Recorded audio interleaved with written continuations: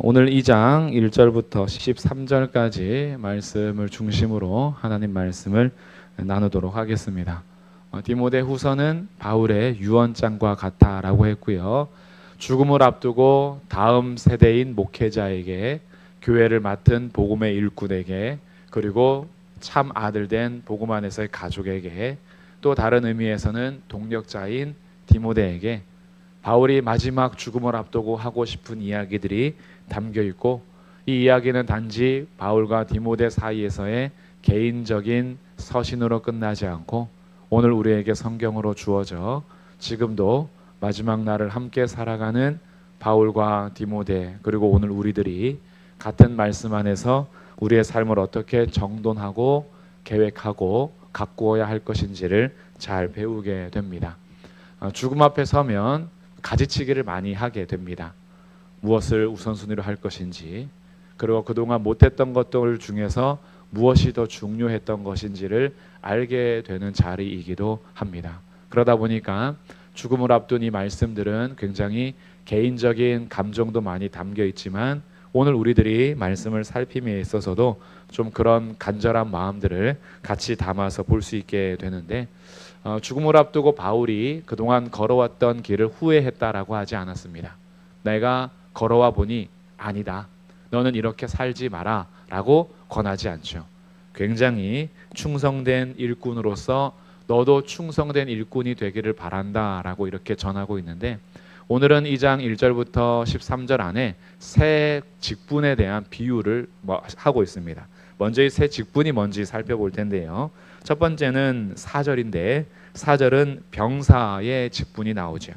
병사는 군인입니다. 로마 군인들을 보면서 늘 영적 전신갑주도 표현할 수 있었던 바울은 병사의 특징들을 살펴보면서 너도 그리스도 예수의 좋은 병사로 부름받았음을 인지시켜 주고요. 그것을 알게 해주고, 그리고 병사의 특징을 얘기해 줍니다. 먼저 병사의 특징은 4절에 보니까 복무하는 자는 자기 생활에 얽매이는 자가 하나도 없나니, 자기 생활을 자기 마음대로 할 수가 없죠. 병사로 모집된 자들은 공동생활이 있고 군의 규율에 따라서, 규칙에 따라서 그 안에서 병영 생활을 하면서 지내야 하기 때문에 자기 생활, 자기 계획, 자기의 어떤 플랜을 가지고 자기 삶을 이렇게 하루하루 살아갈 수가 없어요. 군대에서 명령하는 대로 주어진 시간표 안에서 해야 할 일을 해야 합니다.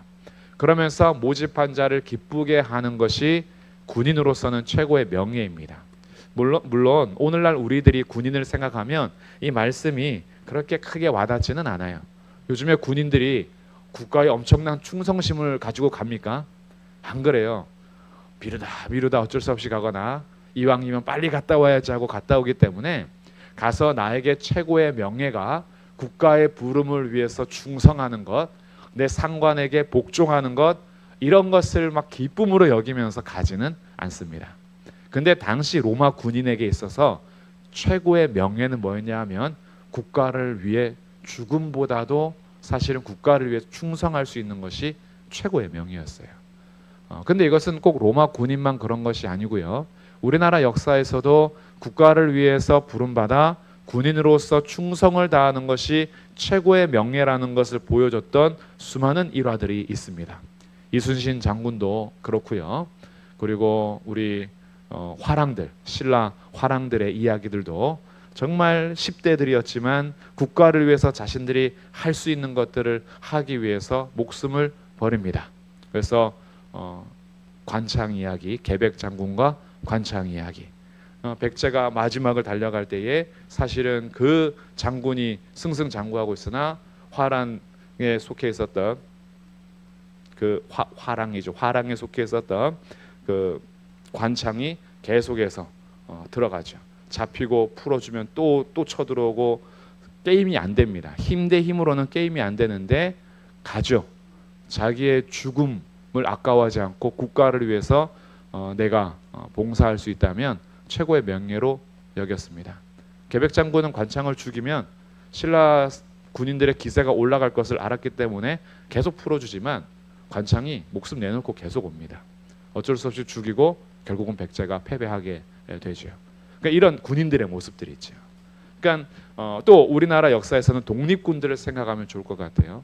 독립군들은 우리나라가 해방하기 위해서 자신의 재산들, 자신의 모든 것들을 팔아서 정말 대항할 수 있는 무기를 구입하거나 학교를 짓거나 군사훈련소를 짓기도 했어요.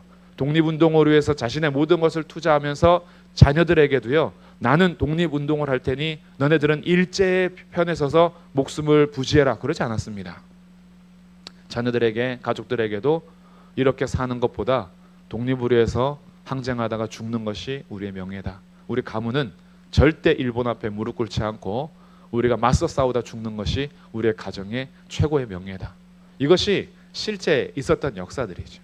그러니까 병사들을 얘기할 때도 로마인들에게 있어서 로마 군인은요, 최고의 우상 중에 우상의 직분 중에 하나입니다.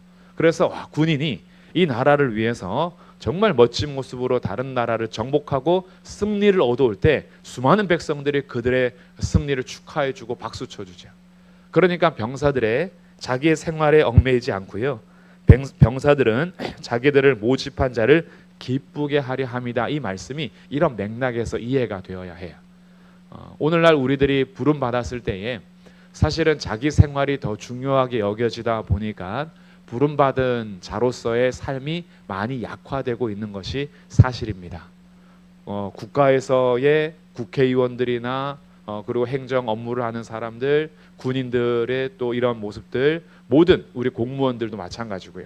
국가로부터 부름받아서 국가의 의무를 다하고 국가를 위해서 충성하는 일들, 또 우리가 교회 직분자로서 하나님의 나라를 위해서 받은 직분에 대한 것도 마찬가지고, 어떤 자리에선 내가 모집이 되었든지 나를 모집한 자를 기쁘게 하려 하는 것이 많이 흐트러진 시대 속에서 병사에 대한 예가 조금 깊게 와닿지 않을 수는 있으나, 그 시대를 생각하다 보면요, 바울은 디모데에게 병사의 예를 들어서 생활에 얽매이는 자가 아니라, 자기 생활에 얽매이는 자가 아니라 자기를 모집한 자를 기쁘게 하는 삶이, 그것이 우리가 가야 할 길이다라고 첫 번째 예를 들어주고요. 두 번째 예는 5절에 경기하는 선수입니다. 경기가 어떤 경기가 되었든지 간에 경기에는 규칙이 있죠. 법대로 하지 않으면 승리의 관을 얻을 수가 없습니다. 그렇죠. 열심히 싸워도요, 결국 실격이 되고요, 열심히 싸워도 반칙패가 되고요, 결국 법대로 규칙대로 경기하지 않으면 이길 수가 없습니다. 그러니 모든 경기에는 규율이 있고 법칙이 있고 거기에 따라서 경기를 해야 해요.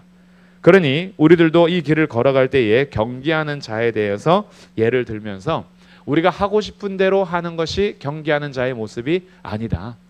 우리는 법이 있고 따라가야 될 규율이 있는데, 그리스도인으로서 따라가야 될 규율과 법 중에 하나가 무엇이냐 하면 자기를 부인하고 자기 십자가를 지고 가는 삶. 이것이 우리에게 주어진 경기인 거예요. 좁은 문으로 들어가서 좁은 길을 가는 제자들에게 허락된 규율, 하나님 말씀이 있죠. 이 말씀을 가지고 걸어갈 때에 우리에게 또 하나, 나를 따라오려거든 자기를 부인하고 자기 십자가를 지고 따라올 것이니라. 뭐하고 다 연관되냐 하면 고난하고 지금 연관이 되어 있는 거예요. 어찌 보면 돌려서 말하는 겁니다. 병사도 모집한 자를 기쁘게 하기 위해서 가지만 사실은 자기 생활에 얽매이지 않는다는 것이, 다른 편에서 말하면 그 규율에 맞춰서 살 수밖에 없는 병사의 생활인 거예요. 거기에 매여 있는 거죠. 경기하는 자도 내가 하고 싶은 대로 경기하는 것이 아니라 경기의 법대로 해야 승리를 할 수 있기 때문에 그 법 안에 내가 매여 있는 겁니다. 어떤 의미에서의 고난인 거예요. 세 번째 예를 드는 것은 6절에 수고하는 농부입니다. 수고하는 농부가 곡식을 먼저 받는 것이 마땅하다. 이 곡식을, 씨를 심고 물을 주고 영양분을 주고 자라게 해서 여기에서 열매를 맺게 하기까지는요, 농부가 제일 수고하죠. 집에 있는 화초 하나를 가꿀 때도 매일매일 돌보지 않으면 금방 죽어가는 것처럼, 1년 농사도 마찬가지고 몇 개월의 농사도 마찬가지죠. 그 앞에서 수고하는 농부의 땀과 자기의 시간을 투자하는 헌신과 정말 애쓰고 가꾸어야 하는 노력이 곡식이 자라나게 합니다. 그러니 그 곡식을 먼저 받는 것은 마땅하다라고 하면서 농부의 수고에 대해서 초점을 맞추고 있어요. 그 곡식을 얼마나 많이 받느냐가 문제가 아니고 곡식을 한 단을 가지고 오더라도 아니면 열매를 그냥 하나를 가지고 오더라도요.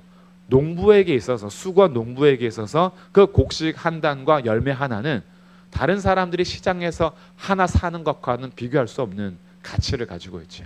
이게 농부에게 주어지는 상인 겁니다. 그냥 너무 그러니까 어찌 보면 사과 농사를 하시는 분들은요. 사과가 내 새끼예요. 배 농사 하시는 분들은 배가 내 새끼들인 거예요. 내 자식들인 거죠. 이런 마음인 거잖아요. 정말 돌보고 하는 것들. 이거는 농부가 아니면 알 수 없는 마음인 겁니다. 그러니 지금 세 가지의 예를 들었어요. 병사의 예를 들고 경기하는 선수의 예를 들고 수고하는 농부의 예를 들었어요. 이것이 사실은 무엇을 향해 가냐 하면 이 일을 위해서는 이 사람들이요 다 자기 마음대로 살 수가 없어요. 무언가에 매여 있어야 합니다. 매여 있어야 되죠. 그래서 그 매여 있는 그 삶에 대해서 다른 말로 뭐라고 얘기했냐면 3절에서 이렇게 얘기했던 거예요. 디모데후서 2장 3절인데요. 너는 그리스도 예수의 좋은 병사로 나와 함께 고난을 받으라. 이 예였던 거예요. 나와 함께 고난을 받아라. 왜냐하면 어찌 보면은 고난을 당하는 현장에 있어서 그리스도인들이 고난을 피하고 싶을 때가 생깁니다. 이번엔 좀 이 법대로 가지 않으면 어떨까? 이번에는 그냥 내 생활대로 좀 가면 어떨까? 이번에는 수고하고 땀 흘리는 거 좀 쉬면 어떨까? 왜?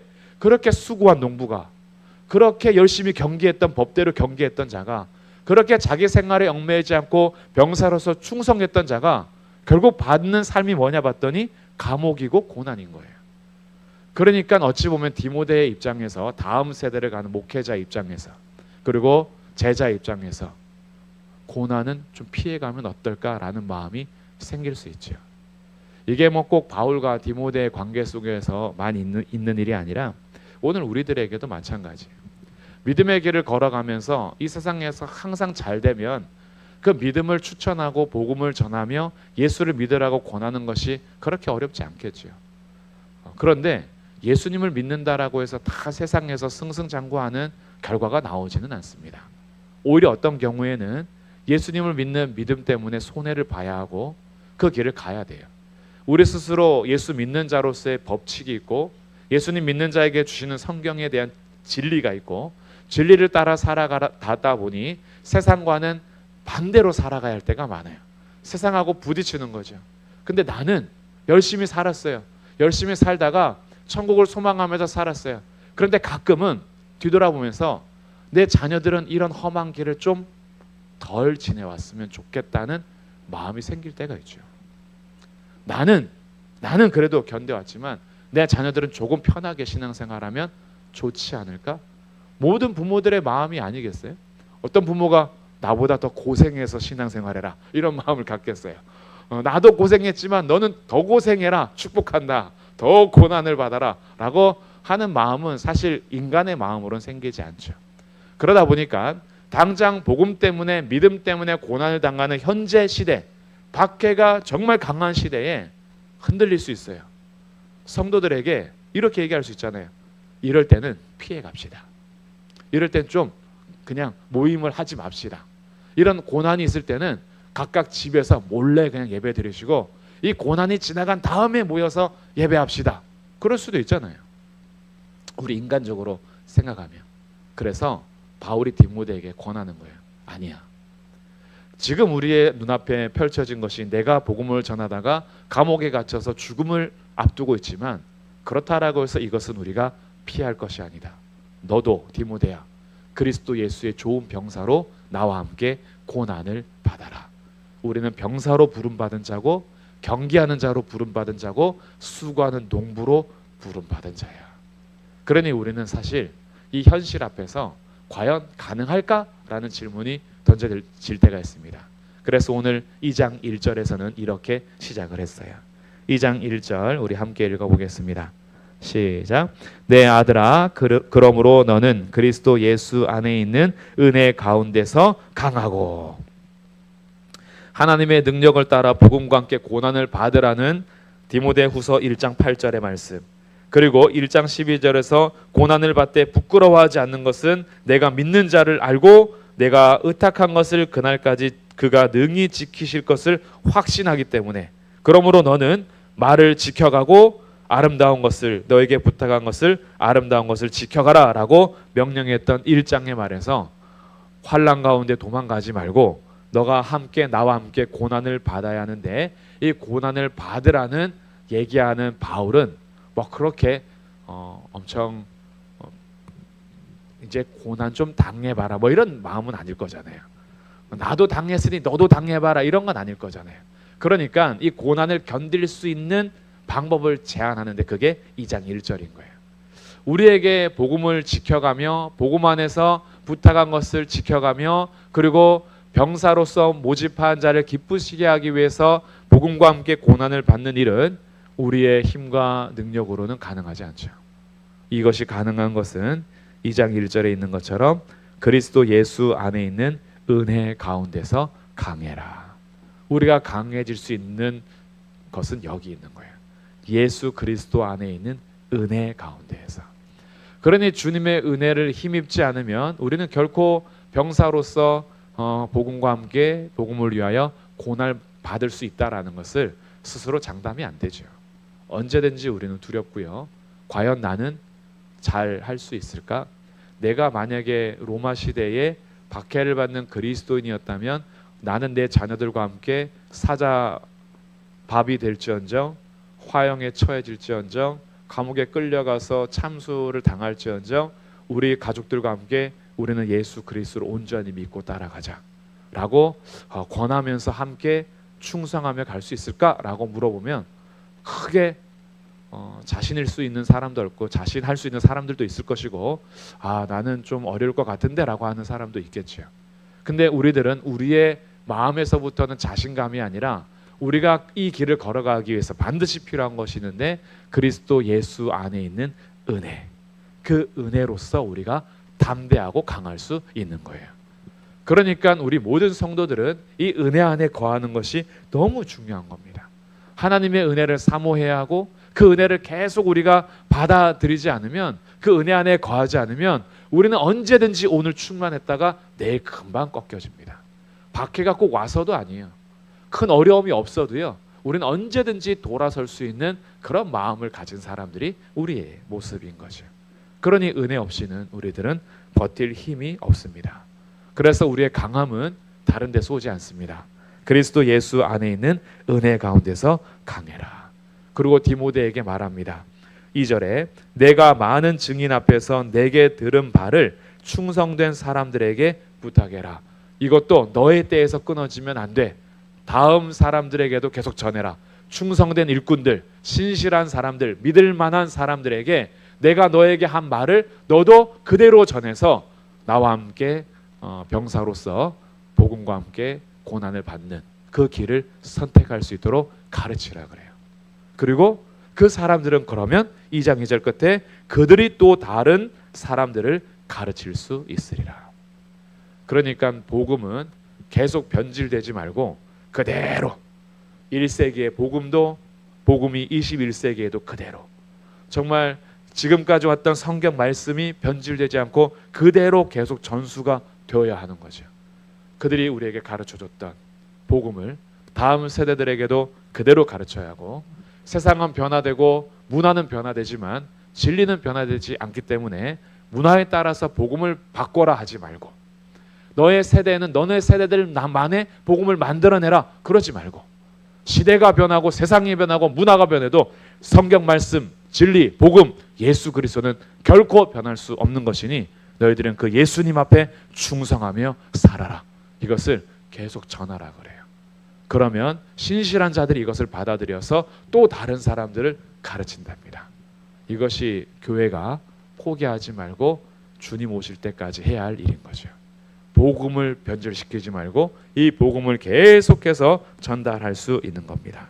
그래서 2장 7절에 이 세 가지 예를 들고 나서 내가 말하는 것을 생각해 보라 그래요.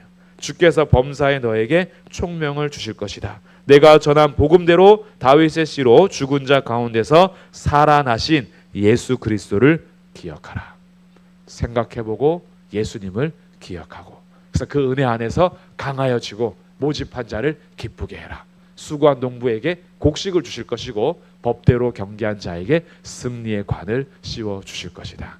지금 고난이 있을지라도 9절 말씀, 복음으로 말미암아 내가 죄인과 같이 매이는 데까지 고난을 받았으나 하나님의 말씀은 매이지 아니하리라. 우리 몸은 가둘 수 있고 우리의 몸은 고난을 당할 수 있고 우리들은 매일 수 있으나 하나님 말씀은 결코 매이지 않을 것이다. 그래서 우리들이 무엇에 매여 있는가가 참 중요합니다. 오늘 말씀을 생각하면서 아까 불렀던 찬양이에요. 오직 주의 사랑에 매여 내 영 기뻐 노래합니다. 우리가 매여 있어야 하는 것이 무엇일까? 세상의 것에 매여서 복음의 길을 포기하고 세상의 것에 매여서 주님께 충성했다가 고난이 오면 금방 돌아서는 마음이 아니라 주의 사랑에 매여서 주의 은혜에 매여서 이 길을 기쁘게 걸어갈 수 있는 삶, 이것이 우리가 매여야 할 참된 진리인 거죠.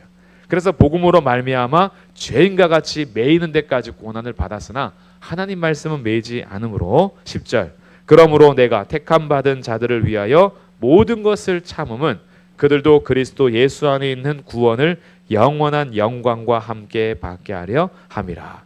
이 땅에서 혹시 고난으로 우리의 인생이 끝나더라도 그것이 끝이 아니죠. 우리에게는 그리스도 예수 안에 있는 구원을 영원한 영광과 함께 받게 될 것입니다. 그러니 우리는 죽음이 끝이 아니에요. 사람들은 죽음이 끝이라고 하니까 마지막에 보면서 거 봐라, 죽을 때까지도 감옥에서 죽지 않냐라고 할지 모르지만 우리는 그때부터 시작이에요. 그때부터 시작이죠. 이것을 아는 자들이 참된 자유를 누립니다.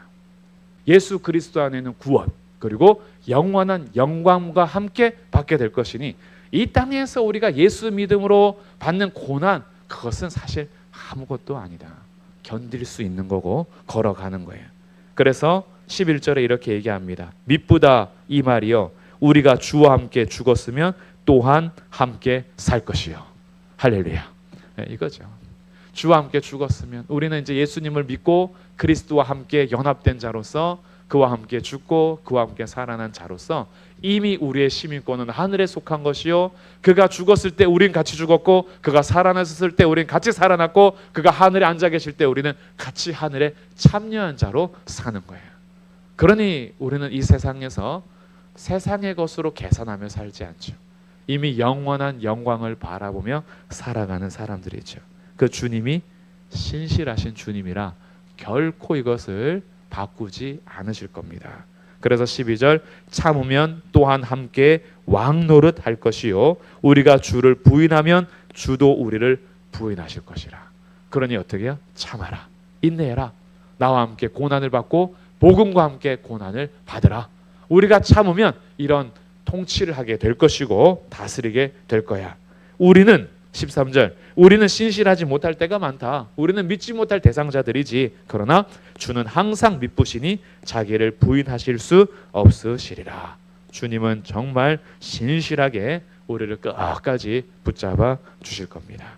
그래서 오늘도 바울은 디모데에게 고난을 앞에 두고 죽음을 앞에 두고 뒤를 돌아보면서 예수 믿는 것 잘못했다, 조금만 덜 열심히 믿을 것, 그냥 좀 계산하면서 믿을 것, 그렇게 하지 않고 우리를 부르신 모집한 자를 기쁘게 하는 병사로서 함께 가자. 경계하는 자는 법대로 사는 거야. 주님이 우리를 부르신 법대로 우린 거기 매여서 가자. 그래야 승리의 관을 얻을 것이며 수고하는 농부만 아는 결실들, 땀 흘리며 애썼던 것, 그것을 고난이라고 피해가지 말자. 우리 함께 그렇게 서가되 다른 사람들한테도 계속 전해줘라. 우리 때에서 끝내지 말자. 다른 사람들도 예수님 앞에 충성할 수 있도록 가르치자. 우리에게 주신 복음 그대로 전수하자. 그래야 그들도 또 다른 사람들을 가르칠 수 있을 것이다. 그런데 이 일은 누가 할 수 있는가? 우리의 힘으로는 가능하지 않으니 그리스도 예수 안에 있는 은혜 가운데서 강해라. 이렇게 오늘 편지를 전하고 있습니다. 요즘에 예수님 믿으면서 우리의 삶이 어떤 삶을 살고 있는지 각각 다를 겁니다. 자녀를 키우는 우리의 양육의 과정도, 직장에서 생활하는 우리의 직장의 생활도, 또 우리가 믿음을 지키기 위해서 살아가는 이 땅의 여러 가지 문화 속에서 살아가는 우리의 가치관도 부딪힘이 참 많을 때입니다. 그러다 보니 걱정이 되죠. 우리들 때도 힘든데 우리 자녀들 때에는 더 이것이 어려워지고 복잡해지고 혼란해질 텐데 우리 자녀들한테 어떻게 가르쳐야 하나라는 고민이 들 때도 있고, 교회에서도 다음 세대들을 계속 양육해서 복음 안에서 서게 해야 하는데 세상에선 점점 이것이 부딪혀 갈 것이고, 우리 자녀들이 복음대로 산다고 하면은 어찌 보면은 공교육 안에서도 따가 될 수도 있고, 세상에서 나가서 생활하는 그 삶이 다 소외가 될 수 있는 그런 것이 눈에 뻔히 보이는 세상의 흐름 속에서 우리는 어떻게 결정해야 할까요? 그냥 우리는 그렇게 가더라도 자녀들한테 너무 강요하지 말자. 세상에서 좀 이럴 때 쓰는 말들, 잘못된 말인데 뱀처럼 지혜롭게 살게 하자. 요리조리 잘 피해갈 수 있도록. 그런 의미가 아닌데 갖다 쓰면서 세상에서 그냥 덜 고생하고 덜 고난받고 복음에 너무 매여가지고 세상에서 너무 손가락질밖에 하지 말자라는 마음이 혹시 드는 그런 마음일 수도 있습니다. 저라고 뭐 안 그러겠어요. 우리 자녀들 세상에서 그렇게 살아가는 것이 엄청 좋아 보이거나 그러진 않겠죠. 그러나 오늘 말씀은 우리에게 다시 눈을 열어줍니다. 그게 사실은 좋은 겁니다. 복음 때문에 고난을 받는다면, 복음 때문에 세상에서 소외된다면 그게 사실은 잘한 거죠. 복음을 포기해서 세상에서 잘 나간다면, 예수님 포기해서 세상에서 성공한다면 그게 사실은 잘못된 거죠. 그게 가슴을 칠 일 것입니다. 가슴을 치고 정말 눈물을 흘려야 되는 것은 자녀가 예수님과 멀어지고 복음과 멀어져서 세상에서 너무 잘 되는 것.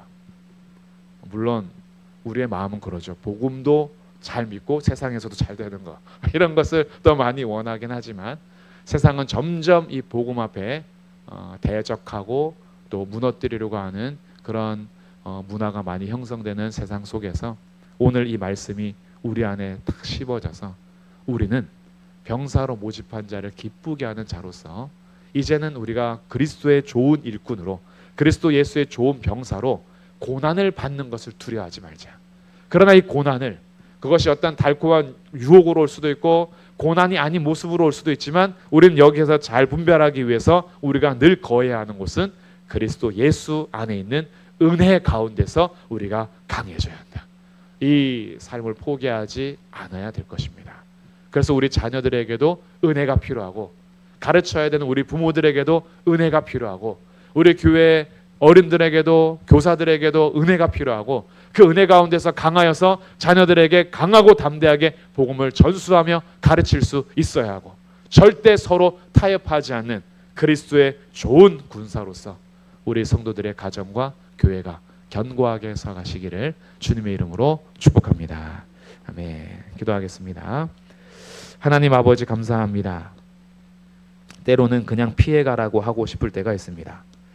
예수님의 일꾼으로 산다는 것이, 복음 안에서 충성하며 산다는 것이 세상에서 여러 모양으로 고난과 손해를 끼치는 일이라고 계산이 되다 보면 그냥 적당히 하라고 그렇게 권하고 싶은 유혹이 있을 때도 참 많이 있습니다. 나만 하면 되지, 우리 다음 세대들, 우리 자녀들은 그렇게 힘들지 않았으면 좋겠다라는 우리의 또 부모의 마음일 수도 있습니다.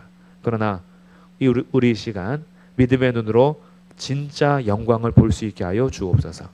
우리 모든 성도들이 은혜 안에 강하기를 원합니다.